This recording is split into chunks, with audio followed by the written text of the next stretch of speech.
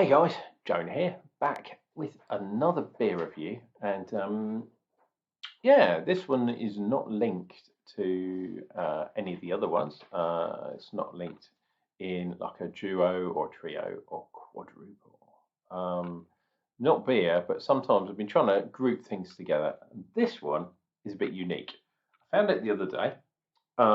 It is from one of my favourite breweries, which is yeah, as you can see, if it will focus, damn you.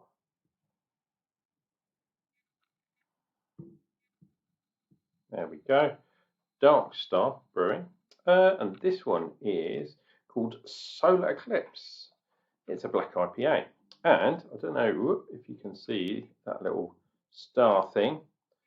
Right, there we go. Special edition, limited edition. It's a black IPA as well, one of my favourite beer styles, which a lot of people hate, but I do not care. Look at that can, it's got all the kind of moon stuff. The brewery's Darkstar. It's a 440 can, there's shooting stars and stuff on there. I think that is pretty smart. And it says, born underground in the cellar of a Brighton pub, Darkstar was a hobby, etc., etc., etc. That is not what I'm trying to read. This one here, a classic battle between light and dark. The solar eclipse pours as black as the night sky, roasted coffee and dark chocolate, rich chocolate, I should say. But don't be fooled, it's got a shitload of hops in it. It says New World hops, but we shall see. Tropical, zesty, all that kind of jazz. 4.5% on the ABV, and I'm led to believe that this has Comet, I think it is, and Nelson Sauvin, the wine tasting yeast. So it's going to be interesting. And they talk about chocolatey, but as far as I know, and I did a bit of research, I try and do it on the special beers, doesn't have any chocolate malt in it, which is cool. It does have some malted wheat in it, so no worries, put a bit of wheat in. So let us see. It's been in the fridge overnight, so it should be nice and cool. Let's get it all in. It's only a small 440. A lot of people nowadays think, especially the young people, the youth, think that 440 is a large can.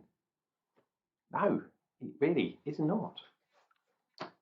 Dark as anything, but I don't know if you could see that, a little bit of ruby around the bottom, so it's not perfectly black.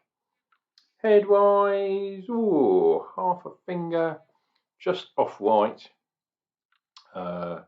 fast disappearing, so that won't hang around too long. And this is so weird because I am getting that wine aroma, which is no surprise because it's got Nelson Sauvin hops in, but I'm also getting, yeah, that old school pine, but yeah, it's not as upfront on the nose as the wine characteristic. Maybe a touch of kind of roast coffee, that kind of thing. Certainly looks the part. Well, apart from the head, which has decided to vanish. Oh, it's like the solar eclipse has gone over. The moon, the half moon. Total eclipse. No, solar eclipse, this one.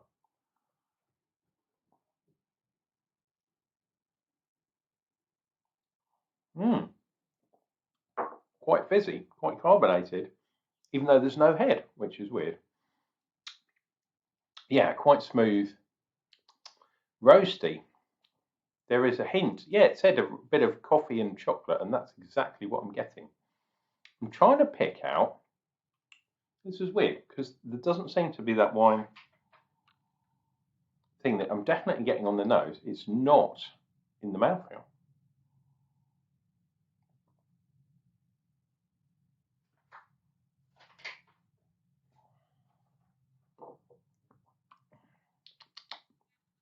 The roastiness is there. The pine is also there.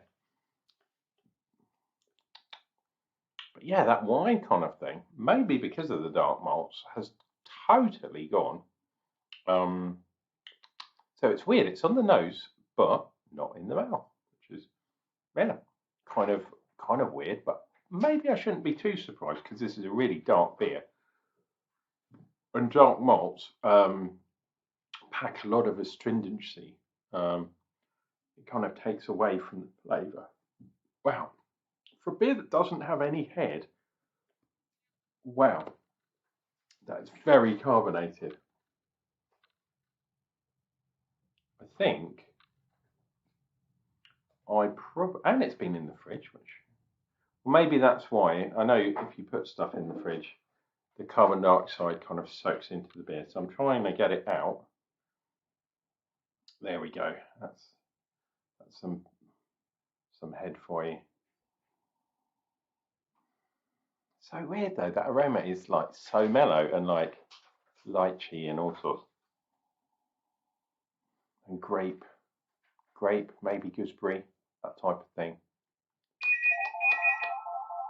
Oh man. And guess what? The phone is ringing. So, hey guys, back again after that rude eruption from some people trying to sell me something that I didn't want.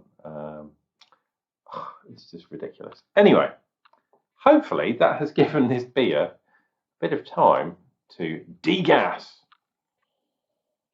because it was ridiculously gassy and the head wasn't really there. So a little bit of head, but no worries. Right, let's get back into it.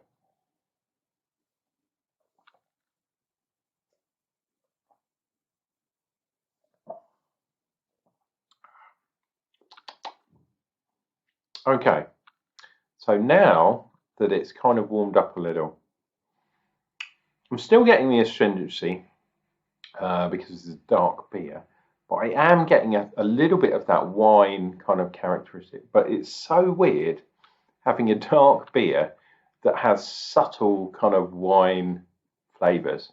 Trying to pick it apart, just it does not make sense at all. But I guess that's why this solar eclipse thing, it's like the moon and the sun and they should merge and all this kind of stuff. Yeah, it's a good idea, but I don't think it works. Sorry, Darkstar. Tell you what, though, it's good that breweries and stuff have the gumption to release special editions of completely insane ideas. I suspect if this had oats in as well, then maybe it would have been slightly different because you would have got that smoother kind of smoother mouthfeel, which would suit the wine maybe more. Don't know. Maybe that's just me.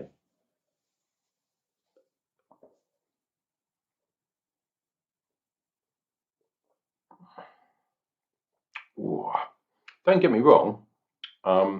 The malt profile on this is really nice, but yeah, the hops it's just plain weird. I can't say more than that, really. Yeah, that once again, people are trying to be the next big thing. Black IPA was a thing very briefly, around about 10 years ago. They're trying to do these tropical black IPAs, and because the characteristics are so subtle, they're not like the old school IPAs, which were ridiculously in your face. They're more mellow. Don't think it really works with the black IPA style. They've gone half and half here, so they still try to have the kind of piney, resinous kind of things going on, but with the wine thing as well, don't know. It's not even that tropical. which is weird. It's more grape. It's more wine-like, and it's like having, yeah, like having wine with Coke in it. Coke, as in the drink, of course, Coca-Cola. Other brands are available. Yeah, some people really love getting gnarly wine, basically, usually red wine, and adding Coke to it. Apparently, it's a thing in Spain. They love that stuff, just to give their gnarly wine that they can't sell a lease of life. That's kind of what this is, but Nelson Sauvin, as far as I remember, is a white wine, not a red wine. So even that doesn't quite work.